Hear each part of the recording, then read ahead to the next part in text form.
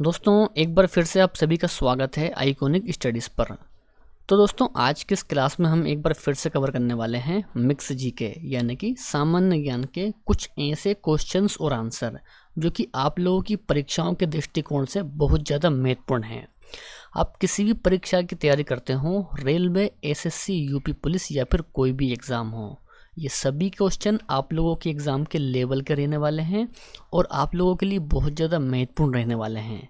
तो इस वीडियो को एक बार पूरा कंप्लीट जरूर देखें। शुरुआत करेंगे आज के पहले क्वेश्चन से। तो क्वेश्चन दिया है आप सभी की स्क्रीन पर, तांबे का मुख्य अयस्क क्या है? तो तांबे का मुख्य अयस्क होता है कॉपर पाइराइट, यानी कि राइट आंसर पहले क्वेश्चन का ऑप्शन नंबर ए हो जाएगा। ठीक है ना। चलिए तो आगे है, ब्लैक लेड का रासायनिक नाम क्या है? बहुत ही बढ़िया क्वेश्चन दोस्तों। राइट आंसर होता है ग्रेफाइट। तो ग्रेफाइट होता है ब्लैक लेड का रासायनिक नाम। ठीक है ना। आगे है कि भारी मशीनों में स्नेहक के रूप में किसका प्रयोग होता है? बिल्कुल दोस्तों स्टार मार्क करेंगे इस क्वेश्चन को हम। सही आंसर होता है ग्रेफाइट। दोस्तों भारी मशीनों में स्नेहक के रूप में ग्रेफाइट का प्रयोग होता है। ऑप्शन नंबर बी तीसरे क्वेश्चन का सही आंसर हो जाएगा। आगे है कि कोशिका का ऊर्जा गृह किसे कहा जाता है? तो कोशिका का ऊर्जा गृह कहा जाता है माइटोकॉन्ड्रिया को। ठीक है ना। ऑप्शन सी इस क्वेश्चन का सही आंसर है। इसके अलावा यदि आपको पहले से ही किसी भी क्वेश्चन का आंसर पता है तो नीचे कमेंट बॉक्स में आपको उस क्वेश्चन का भी आंसर करते हुए जाना है। ठीक है ना। हमारा पांचवा क्वेश्चन दोस्तों कि फेफड़े का मुख्य कार्य क्या होता है? फेफड़े का मुख्य कार्य क्या होता है? राइट आंसर होता है गैस विनिमय प्रक्रिया होता है फेफड़े का मुख्य कार्य। नेक्स्ट है कि मास्टर ग्रंथि कौन कहलाती है? तो प्यारा साथियों मास्टर ग्रंथि कहलाती है पीयूष ग्रंथि। ऑप्शन नंबर डी इस क्वेश्चन का सही आंसर हो जाएगा। नेक्स्ट है कि विटामिन B6 का रासायनिक नाम क्या है? दोस्तों ये क्वेश्चन परीक्षाओं में कई बार पूछा गया है। तो विटामिन B6 का रासायनिक नाम है पायरिडॉक्सिन। राइट आंसर इस क्वेश्चन का ऑप्शन नंबर ए रहेगा। ठीक है ना। चलिए तो आगे है कि भारत में इंटरनेट की शुरुआत कब हुई थी? तो प्यारे साथियों इंटरनेट की शुरुआत हुई थी हमारे प्यारे भारत में 1995 में। ऑप्शन डी इस क्वेश्चन का सही आंसर रहने वाला है। आगे है कि राष्ट्रीय सूचना विज्ञान केंद्र की स्थापना कब हुई थी? तो प्यारे साथियों 1976 में हुई थी राष्ट्रीय सूचना विज्ञान केंद्र की स्थापना। यह आपको बिल्कुल ध्यान में रखना है। भारत में पहली बार सेलुलर फोन कब आरंभ हुआ था? सही आंसर होता है 1995 में, यानी कि ऑप्शन नंबर बी इस क्वेश्चन का सही आंसर रहने वाला है। विश्व बैंक की स्थापना कब की गई थी? बहुत ही बढ़िया क्वेश्चन दोस्तों। राइट आंसर है 1944। तो विश्व बैंक की स्थापना की गई थी 1944 में। ठीक है ना। तो ये आपको बिल्कुल ध्यान रखना है। नेक्स्ट है कि बोकारो इस्पात कारखाना किस पंचवर्षीय योजना के काल में स्थापित हुआ था? बोकारो इस्पात कारखाना। तो प्यारे साथियों ये स्थापित हुआ था तीसरी पंचवर्षीय योजना में, यानी कि तृतीय पंचवर्षीय योजना में। ऑप्शन नंबर ए इस क्वेश्चन का राइट आंसर रहेगा। ठीक है ना। चलिए तो आगे है, सांकेतिक मुद्रा का प्रचलन किसने किया था? सही आंसर है मोहम्मद बिन तुगलक के द्वारा किया गया था सांकेतिक मुद्रा का प्रचलन।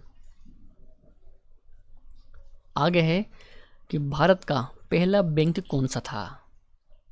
दोस्तों बताइए कौन सा था भारत का पहला बैंक? राइट आंसर है बैंक ऑफ हिंदुस्तान था भारत का पहला बैंक। नोटों का निर्गमन कौन करता है? SBI, RBI, PNB या फिर एक्सिस बैंक? तो नोटों का निर्गमन करता है RBI, यानी कि reserve bank of India. Option number B इस क्वेश्चन का सही आंसर है कि RBI करता है नोटों का निर्गमन। आगे है कि नोटों का निर्गमन किस प्रणाली के द्वारा किया जाता है? सही आंसर होता है न्यूनतम कोष प्रणाली के द्वारा किया जाता है नोटों का निर्गमन। पूरे विश्व में किस बैंक की सर्वाधिक शाखाएं हैं?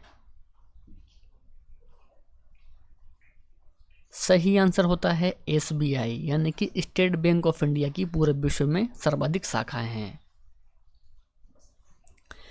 आयात निर्यात बैंक एक्जिम की स्थापना कब हुई थी? तो 1982 में हुई थी आयात निर्यात बैंक एक्जिम की स्थापना। ऑप्शन सी सही आंसर रहेगा इस क्वेश्चन का।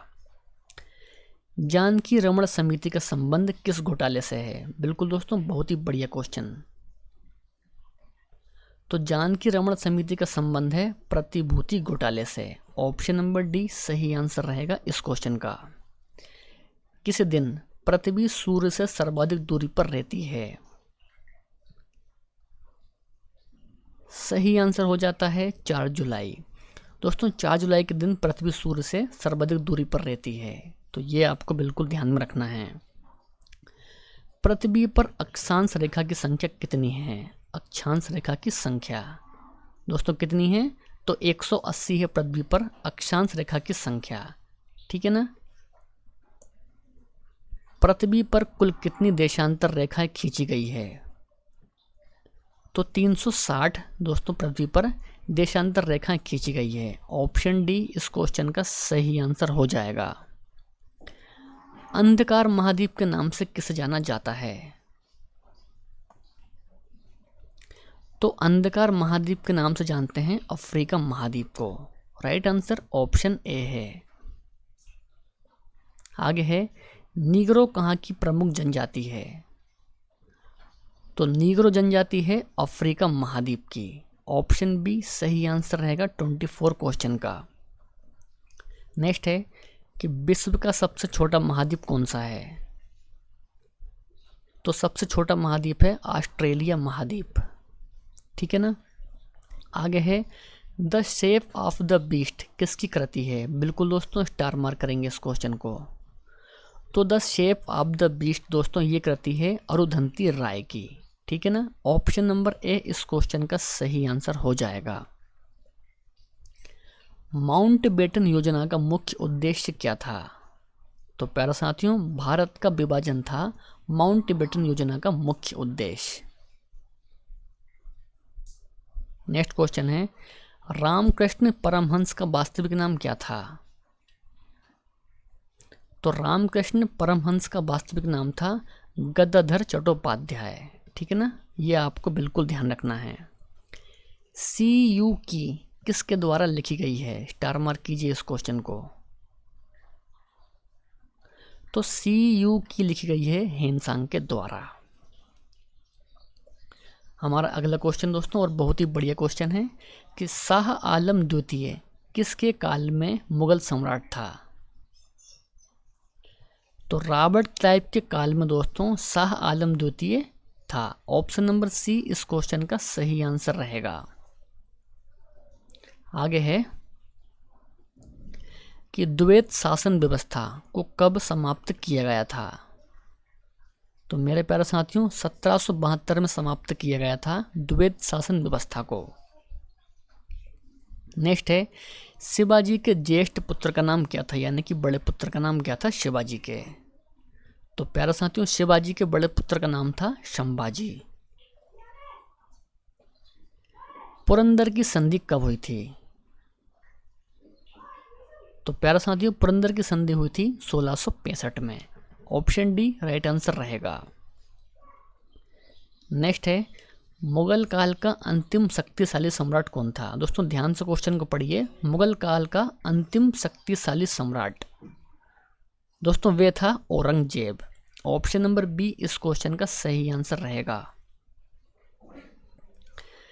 शून्यवाद का विकास किस दार्शनिक के द्वारा किया गया?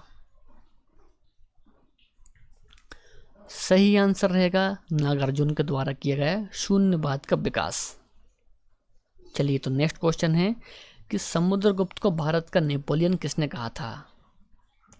तो समुद्रगुप्त को भारत का नेपोलियन दोस्तों कहा था B.A. स्मिथ ने। ऑप्शन बी इस क्वेश्चन का सही आंसर रहेगा B.A. स्मिथ। ठीक है ना। चलिए तो नेक्स्ट क्वेश्चन है, हिजरी संबंध कब शुरू हुआ था? तो प्यारे साथियों हिजरी संबंध शुरू हुआ था 622 ईस्वी में। नेक्स्ट है, फ्री जोन शब्द का संबंध किस खेल से है? स्टार मार्क करेंगे दोस्तों इस क्वेश्चन को हम।